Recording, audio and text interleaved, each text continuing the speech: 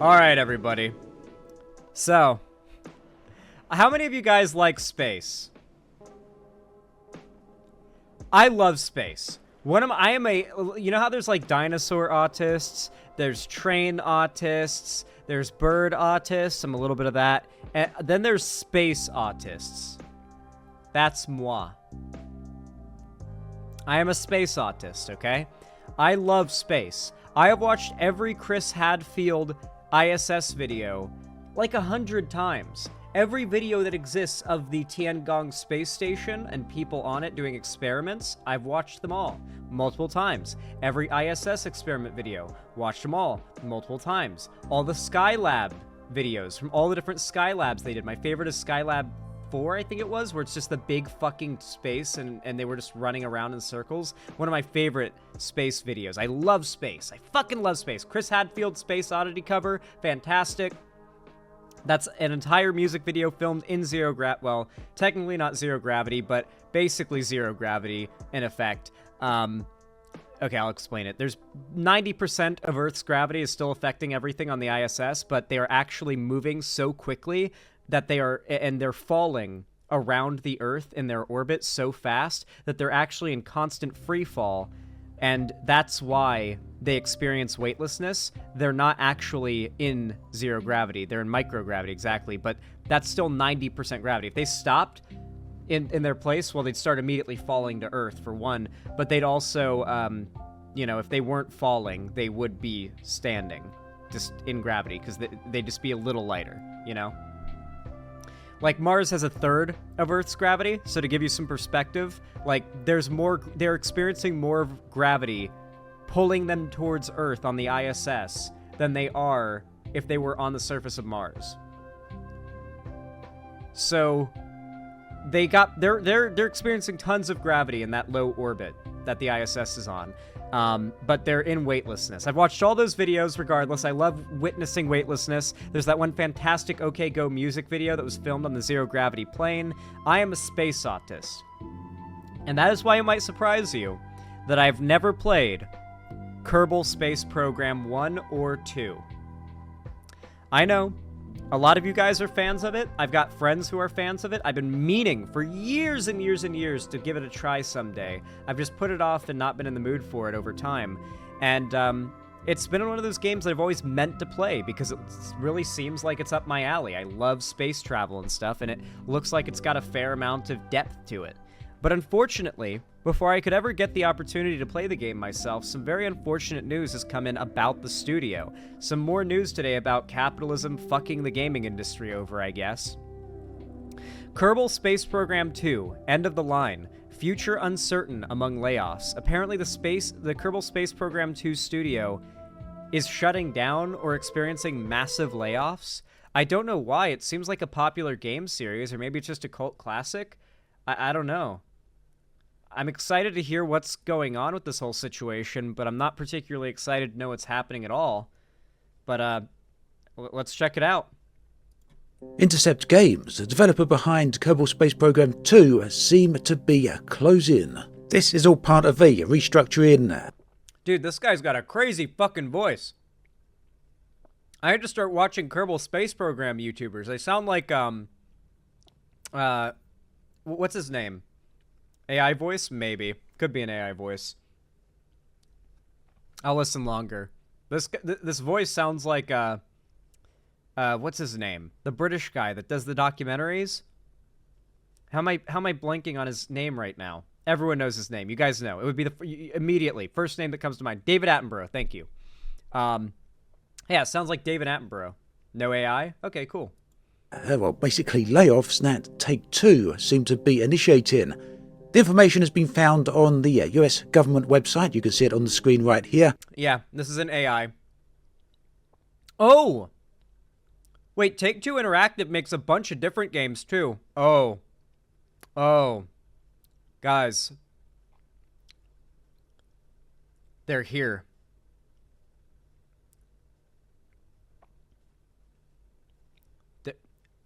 They're here. I'm in Seattle. Isn't it crazy when a thing that I'm covering is local to me? That never used to happen until I moved to Seattle, and now I live in one of the cities, and now, like, a fair amount of stories I cover are relevant to a place that I live. It's wild. Yeah, I'm about to show up on their doorstep and ask what's up, you know? What's going on? 70 layoffs in Seattle, and the only studio that Take-Two have in Seattle is Intercept Games, developers of Kerbal Space Program. Now, the future of the game remains completely uncertain. A recent tweet from the studio has said that they are still hard at work on the game. But that doesn't help us much, because of course they would still be hard. Oh, there's Kerbal Space Program 2 hasn't come out yet, and it's still in development, and this is all happening? No! So this is KSP2 being in development hell, possibly. Oh, it has come out. Okay, my bad. Okay, I'm glad it's come out. Early access? Okay, but that still means that's not full release. That changes nothing.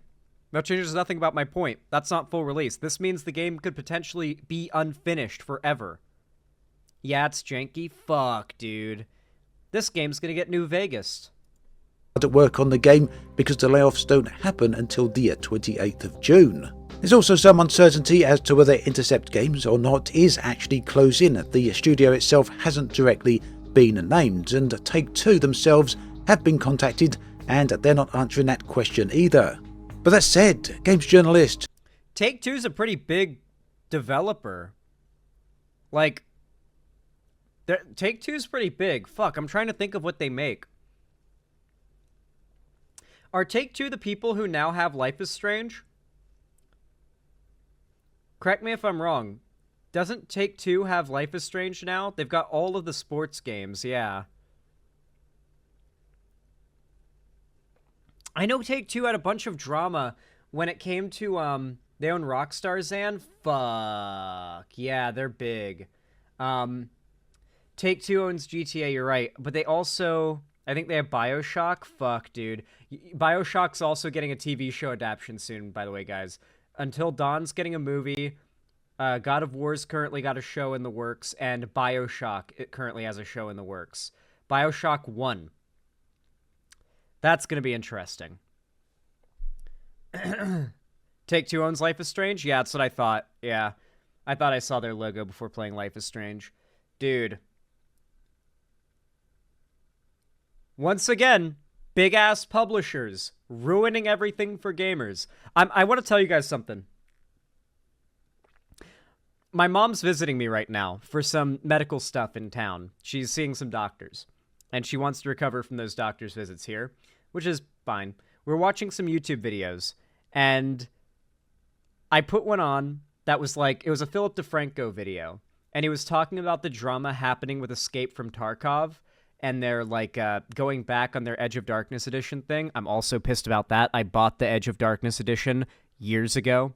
Anyway, I had that on, and my mom stopped because she never really paid attention to anything gaming related when I was growing up, but she has recently because, you know, she's been much more interested in the things that I am interested in as of late. And she said this to me, and it genuinely made me recognize that she gets it now. She asked me, Alex, it seems like all of you guys, and you guys, she means like gamers, like young gamers. It seems like all of you guys are very open and loud about what you want and what you'll buy and spend a lot of money on. But all of these game developers, studios, publishers, whatever, that's how she said it, they never seem to just give you guys what you want.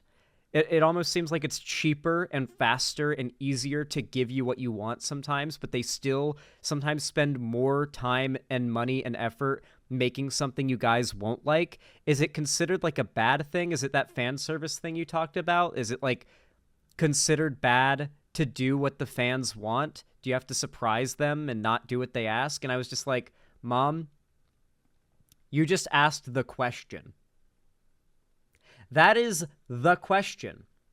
Why do these big why do these big publishers who have access to all of the data in the world to see what people are asking for, what people want, what people clearly will pay money for, and what kind of practices they want to see, why do they still do these actions? The answer to that question truly is because money. These companies can pull this shit, and at the end of the day, most of the time, they still make money, oftentimes more than they were before they did that bad thing. Look at Disney Plus, for example. Disney Plus is now introducing ads for the current tier of subscription that you would have, the only tier of subscription. Like if you had Disney Plus, the amount that you've paid, you are now going to have ads when you watch stuff, like in the future. However, a bunch of people unsubbed for that, but the people who didn't went and bought the higher version, and the people who didn't continued watching and paying and watching ads. And in the end, Disney's now making more money off of less subscribers than they were before. They're making a higher profit than before off of less subscribers. Because at the end of the day, if you got a small enough population of people willing to spill massive amounts of money, it doesn't matter. Like, you can break the idea of supply and demand if the people demanding something are just a small group of super rich people. Then there's going to be a lot of supply for something that nobody else gives a shit about. You know what I mean? Jason Schreier, who has an excellent reputation within the industry, has said that Intercept Games is indeed closing.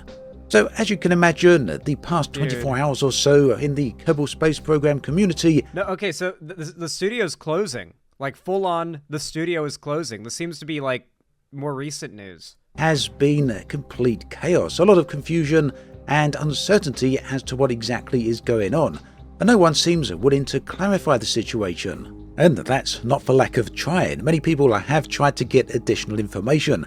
For example, a lot of prominent Kerbal Space Program YouTubers have reached out to their contacts at both Intercept Games and their publishers at Private Division, yet they haven't received any replies. And this is a very unusual situation because these people have very good relationships with the... I bought the early access. What is this? It's generally not a good idea to buy early access games. I learned that lesson myself at 13 with DayZ Standalone, where it now looks like unless DayZ Standalone gets ported to the Infusion engine that Reforger is using, it's going to die because Arma Reforger is so much better in every metric. It runs like butter on a hot Florida car windshield.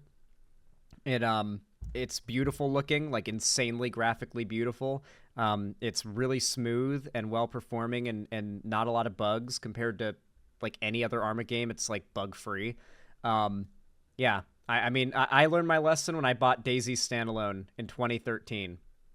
Sometimes it happens. You want to support early access games, but at the same time, you're paying money for something that's not currently a full product with the promise that you will get a full product. And shit like this happens all the time. There is no guarantee you will get that full product. It's why I usually don't hype up games that are in development, and the only game I've done that with is Hytale. Hytale that has no pre-orders, nor will it. You can't pay for an early access or some like support thing or anything like that. They're funded by Riot, and the game will launch. It might even be free to play for all we know, and you will get to play it. You will not have access to the game until you have access to reviews of the game. And that is why I'm okay hyping up that game before it comes out. But when it comes to early access stuff, it's a risk. It's a risk. I warn all gamers against like use your best judgment if you're going to buy early access. It's a risk. It's an investment. You're literally making an investment in future fun. Studios and publishers, and a lack of reply in this manner is, well, almost unheard of. So that's the broad overview, but let's go into more depth and break down some of the details that have actually happened. So to start with, this is yet another bunch of layoffs in a... Yeah, but the beta would be free. ...massive wave of layoffs that has been going on this year. A lot of people then, very sadly, very unfortunately, are going to be losing their jobs. This, first and foremost, is a really, really shitty situation. I think we shouldn't forget that that is the primary concern here. A lot of people are losing their work. But of course, there are a lot... I mean, it's okay to be upset about two things at once, right? Like, it's not like I don't think it's bad to be upset that you're losing this game and upset that these people are losing their work. It's two really bad things coming out of this, you know? Like, they were making an awesome thing we're excited for, and now they're losing their jobs. These are two bad things that are coming out of this, right? We don't have to, clarify, like, oh, one thing's worse than the other. I am excited to play at least Kerbal Space Program 1. I don't know if it'd be a good stream game, but I definitely am considering playing it in the future. I've got a lot of other stuff on my plate right now. But once I burn through my insane backlog, then I'll have stuff on my list. This is on that backlog. A lot of concerns about the game itself, as well as all the uncertainty now surrounding it. So various different journalists, various different websites have contacted Take-Two for a reply and for information, and Take-Two have issued this statement. So GamesIndustry.biz reached out to Take-Two for clarification and comment. Take-Two spokesperson Alan Lewis replied with the following statement. On April 16th, Take-Two announced a cost reduction program to identify efficiencies across its business and to enhance the company's margin profile. What this is legalese for, we went over our entire budget. We looked at who is doing a job where can we trim off what we look at and see as fat? Every year, hell, every quarter, these companies look at their workers and they look at what is considered fat by them that needs to be trimmed off. Constantly shrinks, or it expands towards the center, right? These companies are just slowly shaving off employees in the games industry. It's fucking insane. I know a fair few game devs, personally, and you would be surprised at how often they bounce around, not even because of, firings or mass layoffs or anything, but just because game devs bounce around a lot, even between games and development. And some devs never even see the games they work on launch because they're on to the next game they're working on before the launch. I know that I think it's fine for me to say this. I know that Mogminer, who's a friend of the show here, has worked on a fuckload of games that we've heard of. Obviously, Minecraft, Helldivers 2, I'm blanking right now. There's a bunch of other games as well that I've played. I think there's one coming soon as well. But yeah, it's devs jump around a lot, and then you've got the added insanity of constant layoffs, studio shutdowns, studio consumption. You guys know about that, right? When studios just get fucking consumed. I know this happened to, what studio was it that I really liked that got consumed? They were the ones that were making Dead Space back in the day, and EA just ate them, consumed them like the Blob. What was it? Visceral Games. Fucking Visceral Games. BioWare too. They made BioShock. BioWare makes Mass Effect. They make Mass Effect. I've never played Mass Effect, but I know they're popular and I know they're good. BioShock makes the Mass Effect games. EA just fucking ate them. Fucking Visceral Games, they made the Dead Space series. After Dead Space 3, EA just went... Yeah. Also, Mogminer is based, indeed, and I miss them. I hope they're doing well. Yeah, Mogminer is definitely based. Probably just busy right now. I know I have been. I haven't talked to them in a hot minute because of a lot of shit on my plate. I got family visiting and stuff. BioWare, not BioShock, lol. Yes, I know. I'm gaming illiterate. Make fun of me. Throw the tomatoes at my face. While still investing for growth. As part of these efforts, the company is rationalising its pipeline and eliminating several projects in development and streamlining its organisational structure, which will eliminate headcount and reduce future hiring needs. The company is not providing additional details on this program. So that is very much corporate speak. It tells us very, very little other than the fact that, they're changing the structure of many of their studios. And Take-Two seem unwilling to name those studios. And incidentally, the alleged studios involved in this, such as Intercept, are also not talking about it.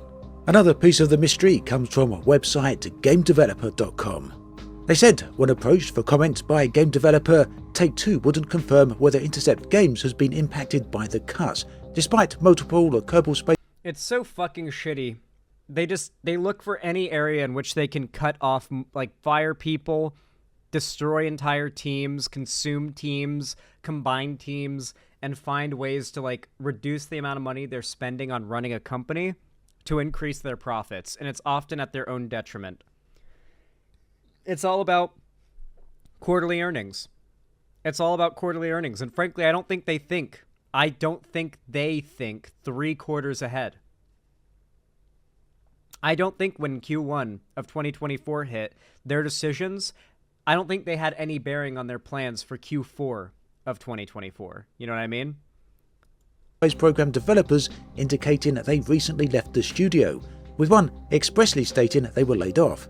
A company spokesperson did, however, explain that its private division publishing label will continue to support Kerbal Space Program 2. Now, any person who's played games for any length of time will know that supporting a game... The problem is, yeah, exactly. Support could just mean keeping the servers up and allowing it to be sold still.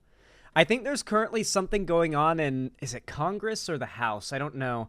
I heard about it recently. It's a bill where the idea behind it is it would force games that provide any paid service after you've paid for it to be permanently available forever.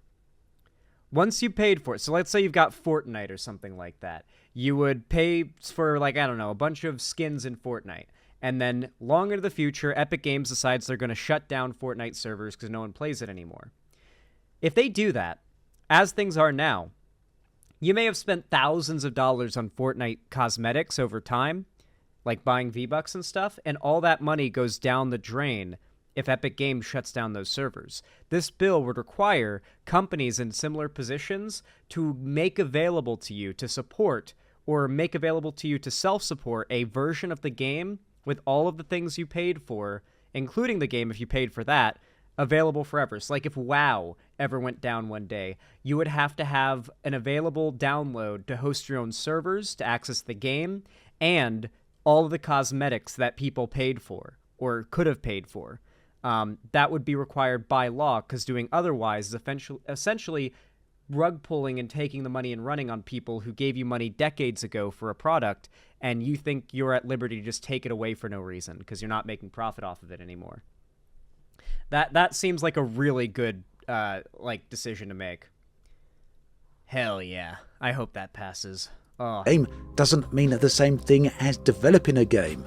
Supporting in this case could simply mean leaving the game available on Steam as well as providing customer support. Either way, the game developer website went with the headline, Take-Two confirms Kerbal Space Program 2 is safe despite Seattle layoffs. And I think that headline is a bit of a leap. But yeah, I don't believe anything that this publisher is saying in the turmoil of all of this. That might just be trying to calm down media frenzy. People are upset and angry. I bet Sony would be doing the same thing if they were on top of their messaging and communications. This just feels like, hey, calm down, Kerbal Space Program fans. We're working on figuring out how to not collapse this entire project with our moves and our budget cutting. It could also be equally true. Now, as for Kerbal Space Program 2 developers themselves, they posted this tweet, and we'll mention it again very briefly here. I love how, because the game is still in development, you see the occasional flicker or rubber band of the little spaceship pod. We're still hard at work on KSP2. We'll talk more when we can. I hope so. So, with the sheer abundance of absolute confusion and concern going on within the Kerbal Space Program 2 community right now, this tweet just doesn't do the situation justice. It doesn't explain what's going on, and it really doesn't let people know about the future of the game itself. Understandably, this tweet hasn't been very well received, including by perhaps the most prominent KSP YouTuber, Matt Lone, who said nearly 24 hours after the chaos broke, this is an unacceptable official response. To comment so late and to not acknowledge any of the concerns, man, disregard this entirely until we actually hear news. And for what it's worth, I'm so sick of the total secrecy around KSP2 at every stage, and I'll talk more about that particular point in just a moment. So the whole deal with the Kerbal Space Program... Uh-oh. Dude, I have so many friends who play this game. I wonder how they feel about this. I haven't heard them mention it. Why does it sound like he'll tell us about the mongoose next? What? 2 is that it was always intended to be a massive game. The first game was a huge success, and the plans for the sequel would have made it one of the most ambitious space games ever released. I like the little guys. Little guys are cool. I like the idea you're just sending these little dudes to die in orbit like 1,000 times over till you manage to succeed at achieving space travel properly. Just thousands of these little guys sacrificed for the future of space travel. I love it. A roadmap of all the content that was planned. So early access happened the early part of last year, around about March, and the For Science update arrived in December, so that was quite a large gap between the arrival of early access and the arrival of the For Science patch. Next up is the Colonies update, and it's now uncertain as to whether or not that is actually going to happen. In fact, concerns right now are that the roadmap is going to look more like this. But let's not forget, it's not just the fact that there's upcoming content that may not now be developed, but also the fact that KSP2 itself was released into early access in a very, very rough state. Initial impressions of the game were that, well, they were very poor actually, a lot of people not impressed. And over the history of the game's life cycle, it's had a very low player number on Steam charts. And we can see it's... Yeah, I've heard a lot about this game, and I meet a lot of people who play it, but it's also not one of those games that's huge, you know?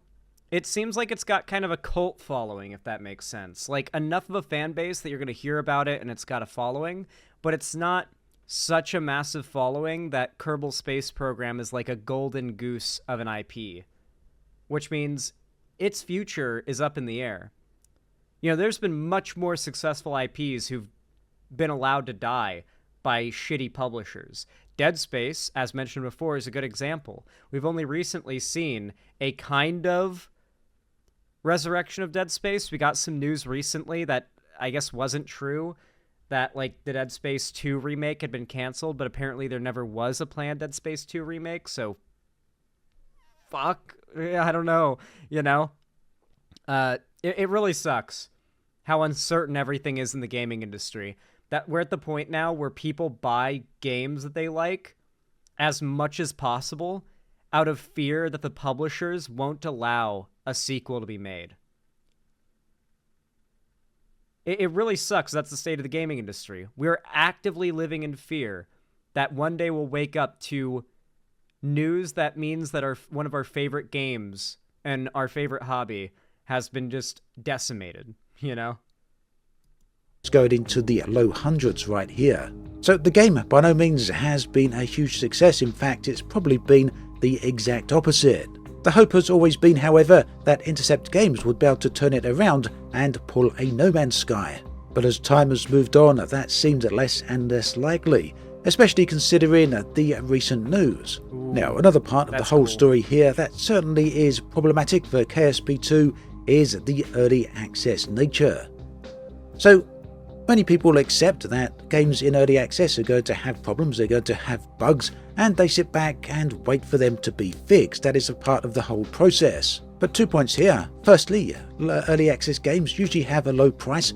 Kerbal Space Program was charged at £50. That's a premium. Ooh, fuck, man. They charged finished AAA game price for the in-development early access, possibly not going to be finished game. Ooh. That's not even as bad as DayZ standalone costing $40 after 10 years of early access. Price for even a AAA game, let alone an early access game. Secondly, to games in early access, the developers always are very, or usually anyway, are very communicative with the game players. The community need to know what's going on at every step, and that is a whole part of the unspoken agreement. Players, the community, will fund your game. I paid $40 on Steam. Well, remember, one of the nice things about playing games on PC is that oftentimes you're going to use Steam to get your games, and Steam, more often than not, has a sale going on. I can't remember the time or the last time I bought a game at retail prices. Every time I happen to want to get a game, I check Steam, and it's on sale for like at least 10% off. Which is a lot when we're talking about a $50 game or a $60 game. I'm usually able to get a game off Steam, like a new, pretty good AAA game off Steam for like a decent discount, because Steam is always running sales. Something you pretty rarely see compared to like the PlayStation or Xbox store. So yeah, you're generally going to be able to pay less for your games on PC. So it wouldn't surprise me if you got it a bit cheaper. In exchange for feedback and open development. But the thing is, as Matt Lone explained earlier in his tweet, there's been unprecedented and ridiculous levels of secrecy throughout the entire development cycle of KSP2, and that really hasn't helped matters.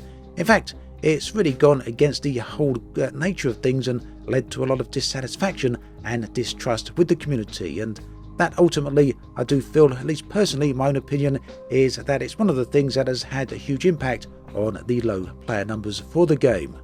Ultimately then, it's no surprise that if a game was to cease development, it would be a KSP2. It hasn't lived up to expectations, It's got very low player numbers, and just doesn't seem to be going forward at a reasonable pace. But all that said... Dude, imagine if Sony's response to what's happening with Helldivers is they just axe the studio. Like, instead of going back on this decision, they just get so mad and they're so out of touch with what people want. They just say, oh, you're mad at us wanting to use you to use PSN? Well, we'll just axe Arrowhead Studios. Sorry. No more Helldivers 2. How fucking funny would it be if that's how they responded? That would be so in character for Sony, too. To just axe the studio in response to this outrage and justify it with, like, the refunds and the poor reviews that people are doing. Yeah, they cancel any, like, availability on PC and make it PS5 only. That would be so Sony of them. Don't jinx it, Zan. I bet you their response is they're just going to revoke access on PC and make it PlayStation only. And say, well, now there's nothing to be upset about. And just allow refunds. The future of the game is very much unknown. No one really knows what to expect. There's a few possibilities. One is that obviously Intercept Games will close down. That's a theory, that's a possibility. And along with it, KSP2 will cease development. It will remain on Steam and be supported by a private division in terms of customer support, but it won't finish this roadmap. Another possibility is that before Intercept Games close down, they will release one final patch, maybe the Colonies update, maybe something else, getting at least the Kerbal Space Program another step forward along its development cycle. But unfortunately it would then cease further development at that point. A third theory is that Intercept Games will close and the development of KSP2 will move to another studio within the Take-Two family. Ultimately then, there's a lot of different thoughts going on. I'm sorry to hear about this, guys. A lot of people have asked me to cover this story because they like Kerbal Space Program and they're upset this is happening and they wanted me to cover it because it has to do with corporate bullshit ruining gaming, you know?